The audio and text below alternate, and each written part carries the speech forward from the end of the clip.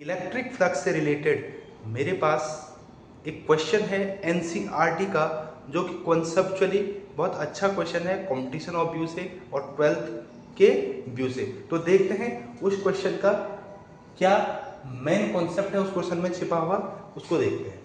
तो इस question NCERT में ये क्वेश्चन इस टाइप से है कि हमारे पास ये दिस वाई एक्सिस है, दिस इज एक्स एक्सिस है और जेड एक्सिस है। इसमें एक क्वेश्चन ये कहा गया है कि एक क्यूब है, ये क्यूब जो है वाई जेड प्लेन के पैरेलल है, यानी ये प्लेन ऐसा पैरेलल होगा, ये क्यूब भी इसी के पैरेलल है, यानी ये वाला वाई जेड प्लेन।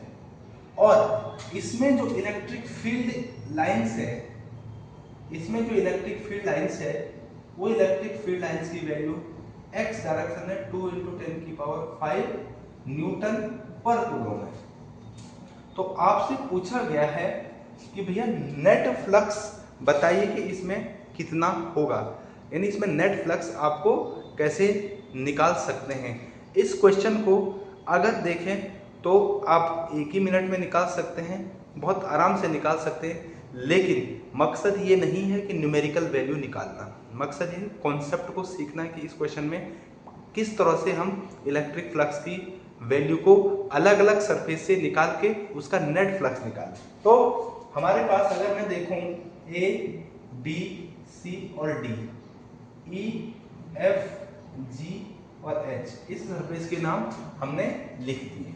यहां से फ्लक्स एंटर हो रहा है और A B C D surface से फ्लक्स एंटरिंग हो रहा है और ई एफ जी एच से फ्लक्स आउटगोइंग हो रहा है, यानी बाहर की तरफ ये फ्लक्स निकल रहा है। तो देखते हैं, पहले आपको ये पता है कि जो इलेक्ट्रिक फ्लक्स होता है उधर होगा ई डॉट ए या ई डॉट एस भी लिखते हैं, means electric flux is the dot product of electric field and area vector. तो यहाँ पे इसको आप लिख सकते हैं E for electric flux, E for electric field, इसको आप स्मॉल e से शो कर दीजिए, कोई दिक्कत नहीं, E A cos थीटा। फर्स्ट ऑफ ऑल सबसे पहले आप पहले सरफेस के लिए A B C D surface के लिए आप देखिए, ये वाला सरफेस आप इसका जो एरिया वेक्टर है वो इस डायरेक्शन में है, बट इलेक्ट्रिक फील्ड इस डायरेक्शन में है, यानी इलेक्ट्रिक फील्ड की डायरेक्शन ये और एरिया वेक्टर ये। आप देख रहे हैं दोनों के बीच कितने डिग्री का एंगल है, 180 डिग्री का एंगल। जो थीटा एंगल है बेसिकली वो इलेक्ट्रिक फील्ड और एरिया वेक्टर के बीच का एंगल होता है। तो यहाँ पे आप देखिए, अगर हम यहाँ पे देखें थीटा की वैल्यू 180 रखें तो इलेक्ट्रिक जो फ्लक्स होगा वो माइनस ई ए होता है, क्योंकि cos 180 -1 हो जाता है। दूसरा देखिए outgoing flux surface E F G H में इलेक्ट्रिक फ्लक्स और एरिया वेक्टर, इसका जो एरिया वेक्टर यानी इसका एरिया वेक्टर की डायरेक्शन हमें क्या है, इलेक्ट्रिक फील्ड के पैरेलल है। तो जब भी पैरेलल होगा एंगल कितने डिग्री का बनेगा, 0 डिग्री का, और cos 0 डिग्री होता है 1। तो यहाँ पे इलेक्ट्रिक फ्लक्स हो जाएगा प्लस का ई ए। उसी तरह से आप देखिए तीसरे में, अगर आप इस वाले सरफेस पे लेते हैं तो ये वाला सरफेस अगर एरिया वेक्टर इसका ऊपर है बट इसका इलेक्ट्रिक फील्ड है, दोनों के बीच अगर एंगल देखें तो 90 डिग्री हो गया है। तो थीटा इक्वल टू अगर 90 रखें तो cos 90 होता है 0। तो इलेक्ट्रिक फ्लक्स की वैल्यू cos 90 0, तो इलेक्ट्रिक फ्लक्स की वैल्यू हो जाएगी 0। उसी तरह से ये वाला सरफेस के देखें, ई ए ई एच डी, ए ई एच डी, यहाँ भी आपका एरिया वेक्टर परपेंडिकुलर है बाहर की तरफ और इलेक्ट्रिक फील्ड ऐसे ऐसे डॉट डॉट शो कर रहा हूँ परपेंडिकुलर बाहर की तरफ। यहाँ भी जो है वो इलेक्ट्रिक फ्लक्स 0 हो जाएगा। आप उस वाले सरफेस को देख लीजिए बी एफ जी सी,